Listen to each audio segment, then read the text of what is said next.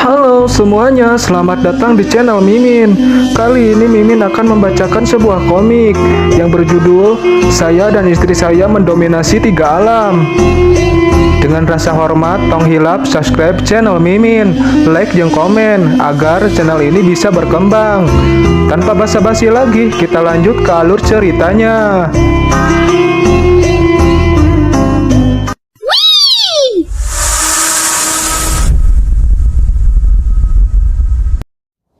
8.000 tahun yang lalu, nenek moyang para iblis yang menyatukan dunia iblis meluncurkan serangan kepada dunia immortal dengan potensi yang sangat berbahaya. Para kubu manusia kewalahan saat melawan kubu iblis yang sangat kuat.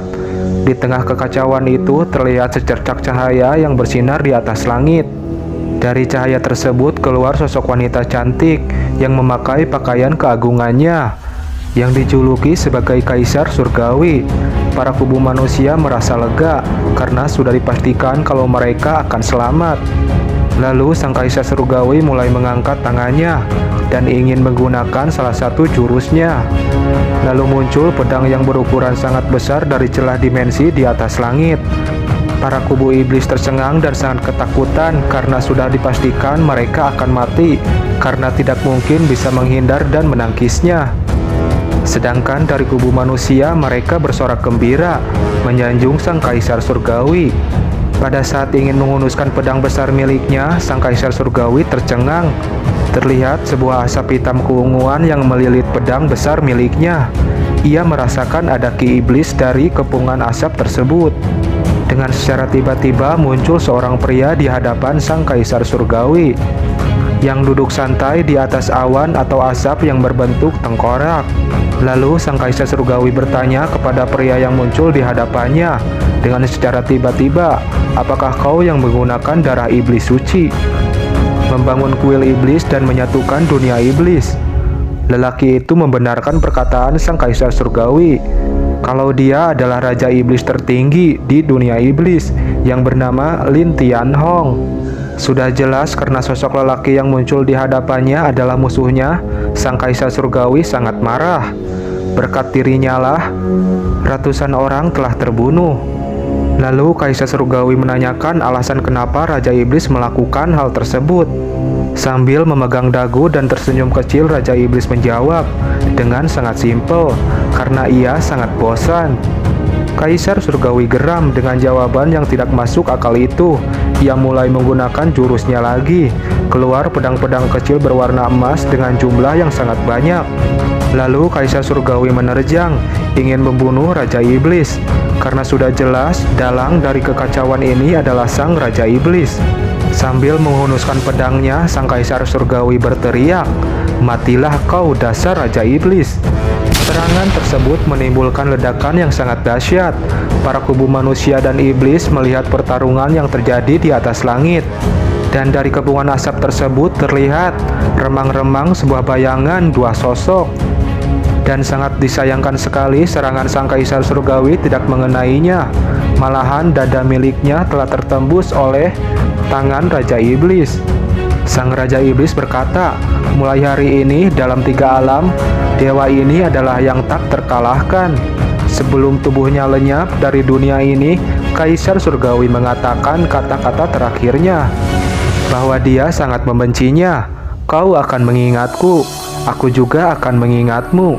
Tidak peduli 1000 tahun atau 10.000 tahun lagi, aku pasti akan balas dendam." 8.000 tahun kemudian, Raja Iblis sudah 10.000 tahun menjadi yang terkuat. Hidup tanpa akhir benar-benar mengerikan.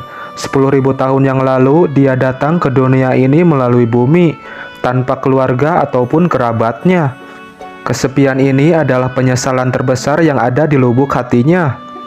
Karena rasa bosan yang menimpanya begitu lama, sang Raja Iblis memutuskan untuk membuka pintu dunia fana dan berkeliling sebagai manusia. Ia akan menuju peradaban dunia manusia. Ia sudah menyegel tubuh dan energi iblis yang ada di tubuhnya. Pergi ke dunia manusia dan merasakan kehidupan biasa yang telah lama hilang. Wilayah Suantian, kota Penjing, ada seorang wanita cantik yang menyapu halaman rumahnya. Tiba-tiba ada seorang lelaki yang membuka pintu sambil memasang wajah gembira, memanggil istrinya. Dengan gembiranya, ia mengatakan kalau dia telah bertemu dengan dewa kekayaan. Wanita yang dipanggil sebagai istrinya itu menoleh memanggil suaminya dengan memasang wajah gembiranya. Lalu ia melepaskan genggaman sapunya. Karena tanpa dikasih aba-aba, sang suami langsung mencium istrinya. Ngadu cupang yuk. Dengan wajah memerah, ekspresi senang, sang istri sangat menantikan kepulangan sang suami tercintanya. Lalu sang istri mengajaknya masuk karena dia sudah memasakkan hidangan yang enak buat suaminya. Lalu, anjing ngeleg. Sang suami bergumam saat melihat wajah cantik istrinya. Ini adalah kehidupan manusia biasa. Sebuah pesan, kalian mungkin sudah menyadarinya. Lelaki ini adalah MC dari manhwa ini. Dia adalah sang raja iblis yang telah berhasil hidup bahagia sebagai manusia biasa bersama istri tercintanya. Dengan lahapnya, sang suami memakan hidangan yang disajikan istrinya. Ia memuji masakan istrinya yang terbaik. Sang istri tersenyum gembira karena dipuji oleh suaminya. Lalu sang istri menanyakan bagaimana bisnis hari ini. Sang suami merogok kantung di bajunya dan menunjukkan uang tael perak. Sang istri sangat terkejut, tidak percaya 10 tael perak itu jumlah yang sangat banyak. Karena istrinya memasang wajah yang aneh, sang suami menanyakan, apakah ada masalah? Lalu sang istri bertanya dengan wajah ketakutan, apakah suamiku sudah merampok? Sang suami mengatakan tidak. Lalu ia menceritakan kejadian bagaimana dia mendapatkan uang tersebut. Ada seorang anak yang akan dibaptis di sebuah yayasan dan kakeknya ingin membelikannya sebuah hadiah. Anak itu menyukai ukiran Raja Kera yang ia pahat. Dengan dermawannya, sang kakek memberikan uang lebih dari harga yang ia tawarkan. Mendengar cerita tersebut, sang istri bernapas lega. Lalu sang istri pergi sambil memasang wajah gembira untuk menyimpan uang tersebut. Dengan wajah datarnya, sang suami bergumam, ukiran itu terlihat biasa saja, tapi setiap pahatanku mengandung makna Dao yang paling kuat. 10 tael perak harga ini tidak cukup untuk mahakarya agungku. Anak itu memiliki sepasang tulang agung. Dengan keberuntungan yang luar biasa, dia akan bisa melihat arti sebenarnya dari pahatanku. Semuanya tergantung pada takdirnya. Di sebuah gazebo, sang istri sedang memainkan sebuah alat musik, sedangkan sang suami bersantai sambil membaca buku. Ia sangat bahagia dengan kehidupannya. Makan 3 kali sehari, santuy, udut, jeung ngopi. Mereka saling memandang satu sama lain. Sang suami bergumam kalau hari ini adalah hari yang luar biasa. Sang istri dengan duduk santainya, kalian lihat kemana cuk? Melihat sang pajar yang sedang terbenam. Sebuah tangan mendekat, lalu memeluknya. Sang istri memasang wajah memerah karena kenakalan suaminya. Sang suami dengan nada lembutnya berbicara, sekarang sudah larut, waktunya untuk kita tidur. Sosor terus mang. Sang istri menyetujui ajakan sang suami. Tanpa pikir panjang, sang suami langsung menggendong istri tercintanya, menjulurkan lidah layaknya seekor anjing, lalu membawanya ke dalam kamar. Tak perlu dijelaskan, kalian semua pasti sudah tahu apa yang akan dilakukan oleh kedua insan ini. Mal bener. Hitam putih. Masih kelihatan, blur. Dengan wajah menggodanya, sang istri menyuruh sang suami untuk mendekat. Lalu sang suami memasang ekspresi yang bisa kalian bayangkan. Tanpa pikir panjang, ia membuka pakaiannya dan melompat kepada istrinya. Lalu mereka melakukan pagelaran budaya di sepanjang malam. Bahkan sang bulan terasa ingin mengintipnya karena mendengar sebuah suara.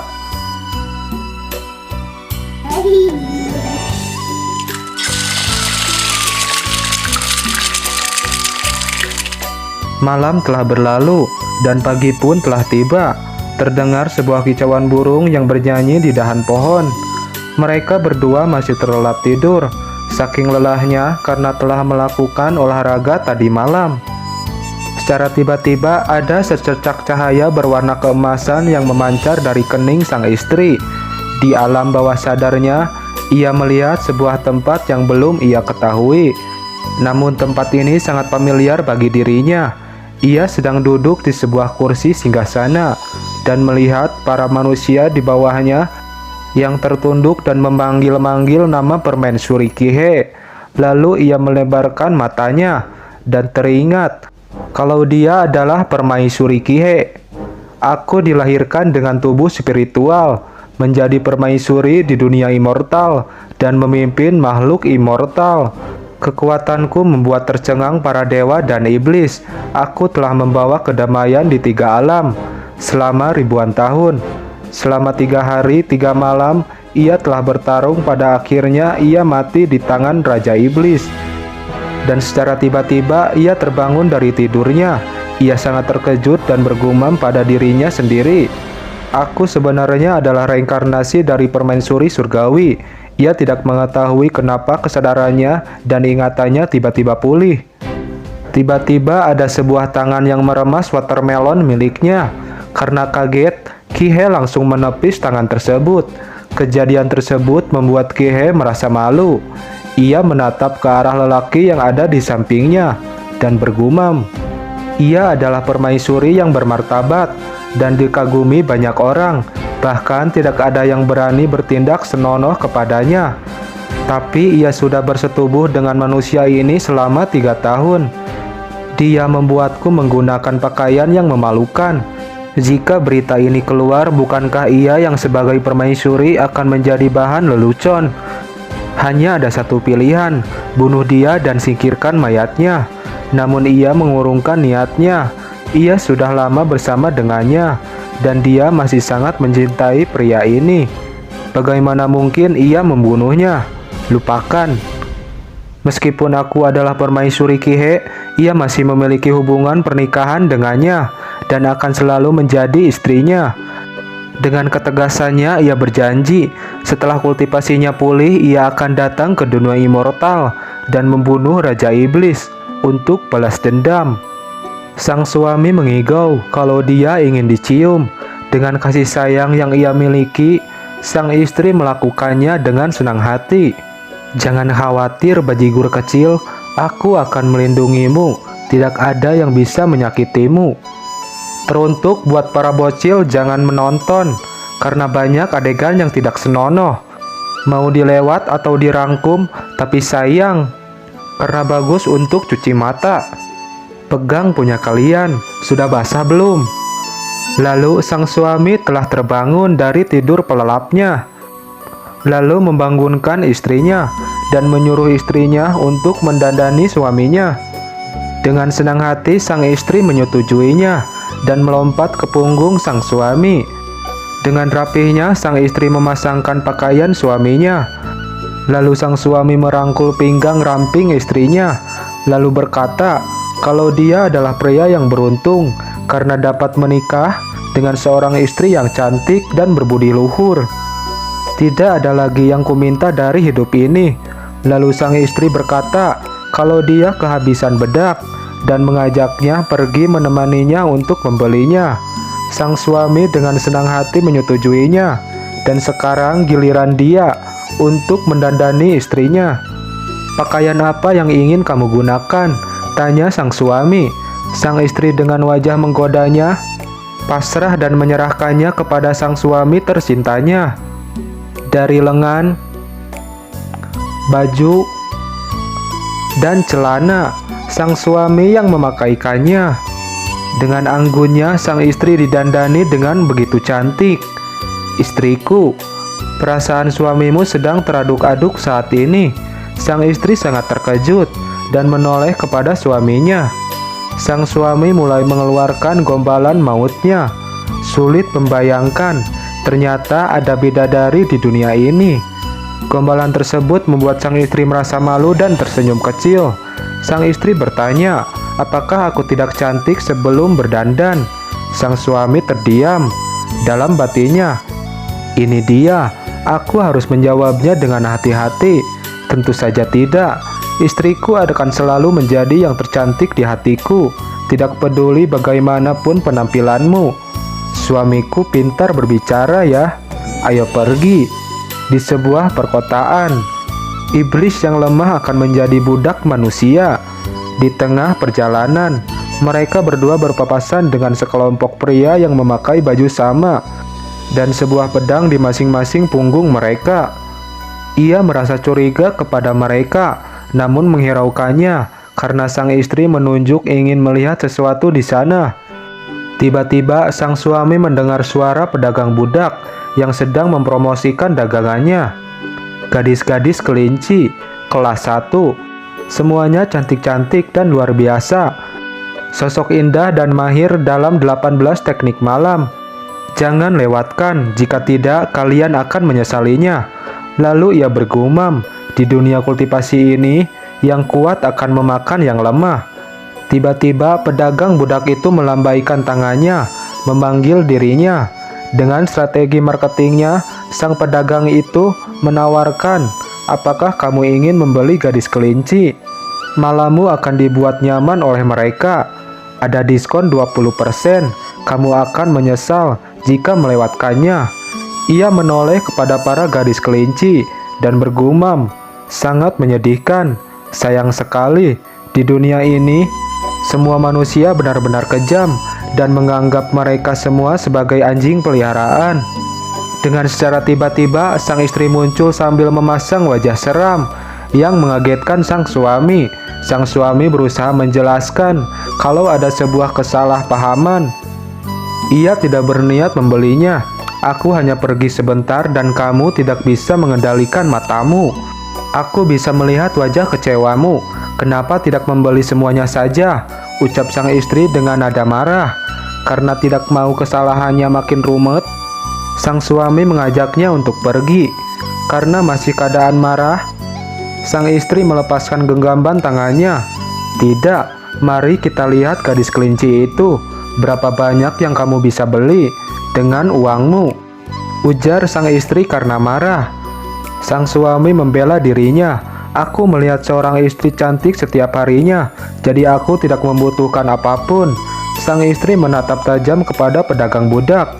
Ia bergumam, beraninya melakukan dosa di depanku, bahkan ingin merebut suamiku. Kau akan segera menghilang dari kota Penjing.